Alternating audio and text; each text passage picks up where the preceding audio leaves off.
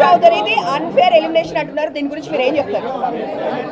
Even I feel అంటే unfair అంటే నేను పక్కా టాప్ 5, ఈవెన్ నేను కూడా అంతే టాప్ 5లో పక్కా ఉంటాను అనే ధీమాతోనే ఉన్నాను. బట్ ఒకేసారి నేను ఎలిమినేట్ అయిపోయే వరకు నేనే తీసుకోలేకపోయాను. బట్ తర్వాత ఇంకా ఓకే అని యాక్సెప్ట్ చేశాను.